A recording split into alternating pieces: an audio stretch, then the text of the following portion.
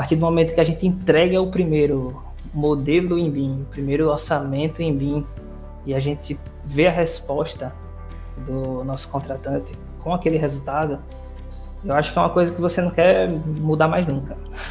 Isso é uma coisa que o pessoal está precisando. Isso é uma ferida muito grande no bolso das principais construtoras, né?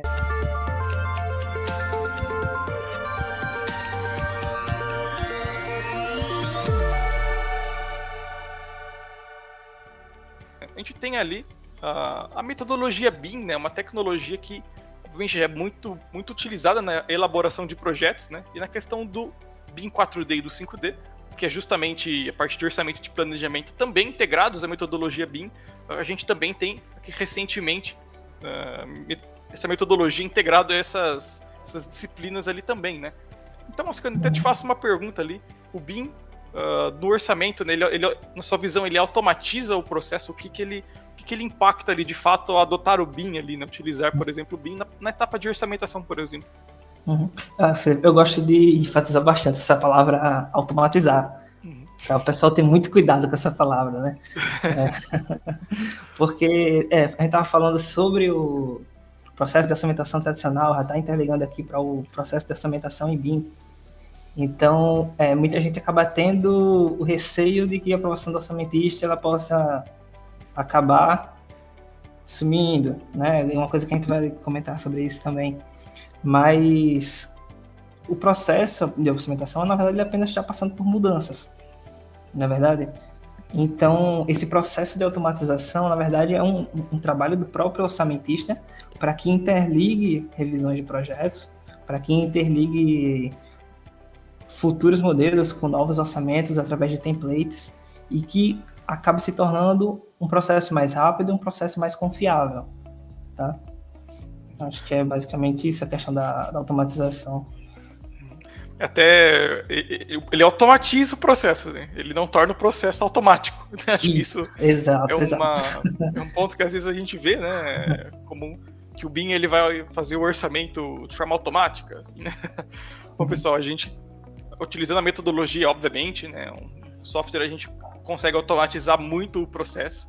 Basicamente a gente tem a ideia, né, de reduzir todo o processo operacional, né? Toda a parte de, por exemplo, imaginando um Excel, criar uma linha, uma outra linha, adicionar lá o item, escrever, colocar a descrição, colocar a quantidade, colocar o custo, montar uma macro, revisar aquilo. Basicamente toda essa parte operacional mesmo, né? Onde exige ali o trabalho braçal. A gente consegue automatizar tudo, né? Utilizando o BIM. E o que isso significa, né, Ascânio? Que abre muito o leque e o tempo para que a gente, de fato, resolva os problemas, né? Encontre ali as melhores soluções possíveis, tanto de composições de custo quanto ali de algum serviço ou uma outra cotação, né? Alguma coisa assim, para levar o melhor custo-benefício para o nosso cliente. Então, é possível a gente chegar em níveis muito legais de automatização, mas o automático ali é uma palavra que a gente não usa, né? É como você falou, né? Ele traz o quantitativo automático, mas ele não automatiza o processo, né? Sim. E realmente é um processo, né? Até importantíssimo, isso é algo que a gente também conversa muito, eu estava até conversando ali com o próprio Ascânio, né, em um outro momento. É importantíssimo a gente trazer o próprio orçamentista, né, e o planejador integrados já em todo o fluxo de projetos. Desde a primeira ideia, vai ter o primeiro projeto ali, primeiro estudo de viabilidade, o projeto preliminar. Já é importantíssimo que o orçamentista e o planejador já façam parte desse processo também, né? Quando a gente fala de metodologia BIM, a gente está falando ali de dados, né? Porque, obviamente, o orçamento ele é gerado com base em informações dos projetos que vieram para a gente a partir de formato de arquivo, né? Que é o IFC, que é o formato de arquivo que basicamente tem muitos dados, né?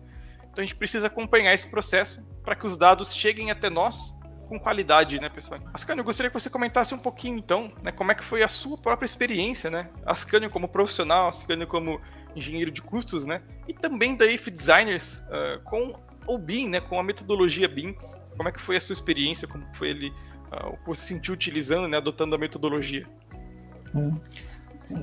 Felipe, a nossa experiência com o BIM, ela na verdade nasceu do BIM. A ideia IF Designers, quando a gente criou a empresa, quando ainda era InfraStudio, tá? Então a gente nasceu do BIM. Temos um grupo hoje multidisciplinar de trabalho, mas acredito que 5 dos integrantes, nós fizemos, na verdade, especialização em BIM no mesmo local, né, numa instituição de graduação aqui da cidade. E através desse nosso envolvimento, nossa procura pelo BIM, a gente foi se juntando e nasceu a ideia da IF Designers, onde a gente traz os projetos desde a concepção até o orçamento executivo. Então a gente não começou a trabalhar da forma convencional, a gente já nasceu dentro dessa experiência BIM de trabalho. Isso é muito legal, né? Acho que a gente viver empresas já nascendo ali da metodologia BIM é muito legal, né? Acho que isso é realmente muito importante, né? Acho que a partir de agora, assim, na verdade, já faz um tempo, né? A gente vê cada vez mais empresas nascendo realmente a partir da metodologia, elaborando projetos, orçamentos, planejamentos, gestão do fluxo completo. Moscânio, já que a gente está falando de BIM, a gente também falou um pouquinho do modo tradicional, né, de orçamentação, de planejamento também. Quais que são as principais ali, observações, né, uma comparação entre as duas formas de se elaborar um orçamento, né?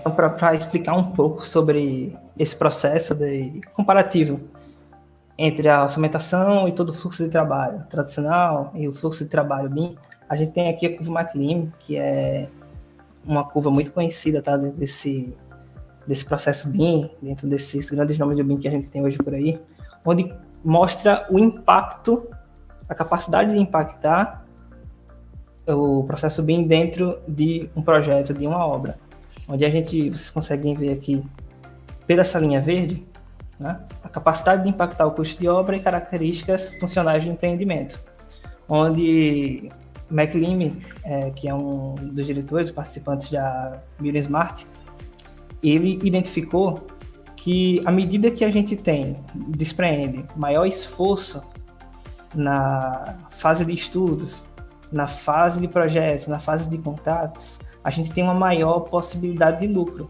visto que, em contrapartida a isso, a gente vai ter um esforço e um custo menor dentro da construção e na fase de operação, né?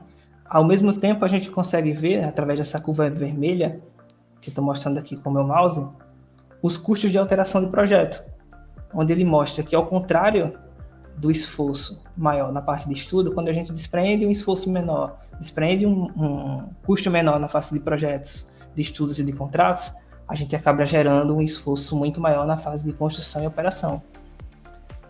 Vinha conversando com o Felipe quando a gente discutia sobre essa curva, as razões disso acontecer, tá? Isso não são números que foram jogados simplesmente aleatoriamente, né? Porque o que acontece é justamente a forma BIM de trabalhar.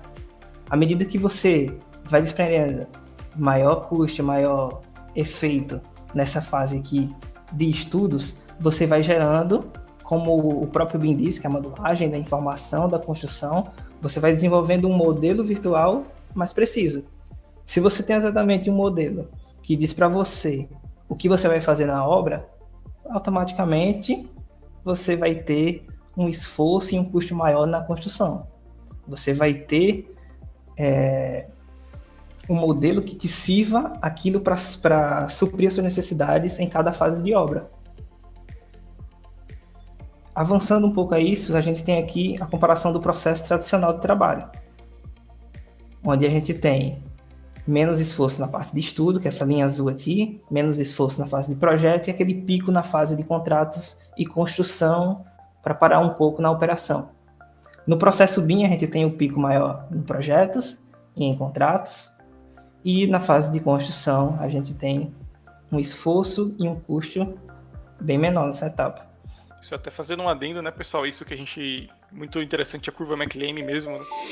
Isso a gente está analisando o processo BIM como um todo, né, pessoal?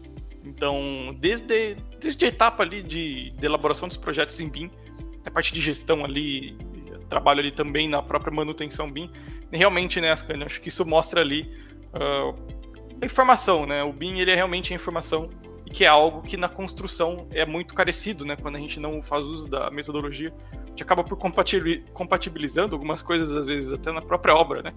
Que, vamos combinar, não é a melhor forma de se resolver. uma incompatibilidade de projeto. Os problemas eles sempre surgem, né, Felipe? É o que eu digo bastante quanto a planejamento. O planejamento é feito para você ter um plano B, né? Porque os imprevistos eles vão sempre surgir na obra. Ele não é feito para você se guiar do início ao fim, mas para você ter uma saída, caso aquele imprevisto aconteça, porque ele vai sempre acontecer.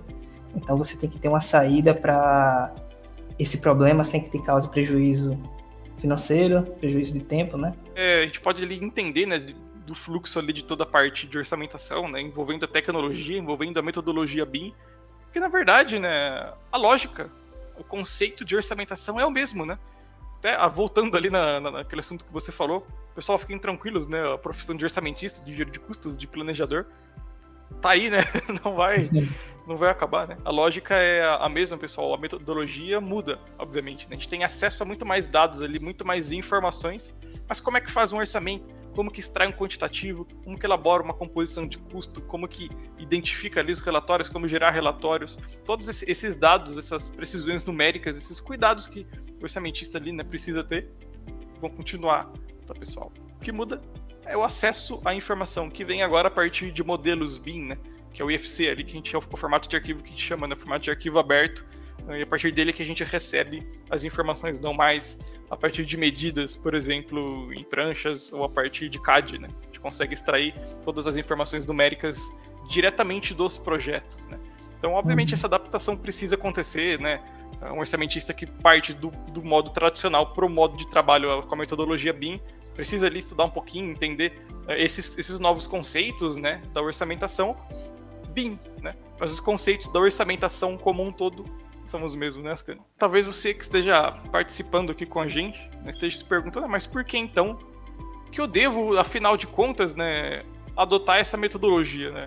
Acho que a gente pode até fazer uma recapitulação, né? Além de toda a parte de automatização, né? Por que você usa hoje, então, Ascani, trabalha com orçamento em BIM e não mais como a forma que você trabalhava lá no seu estágio, por exemplo?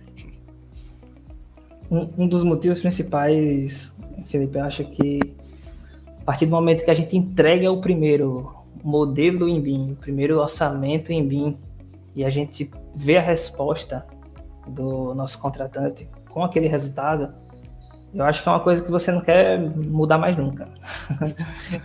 Como eu falei aqui no início, a gente já nasceu no BIM, tá?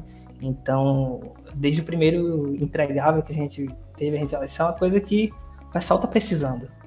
Isso é uma ferida muito grande no bolso dos principais construtores, né? Eu acredito que muita gente aqui que trabalha em obra e também já participou desse processo, consegue afirmar aqui pra gente que no final de obra, às vezes acontece compras de materiais em grande estoque, acaba sendo repassado para as outras obras, outros acabam tendo materiais que não podem nem ser utilizados. Então, essa diminuição no estoque final de obra é uma das feridas muito grandes, né, dos principais contratantes daqui. E ver esse resultado, essa diminuição na compra excessiva de insumos e de materiais, isso é uma coisa muito satisfatória, é uma coisa que a gente vai estar sempre buscando.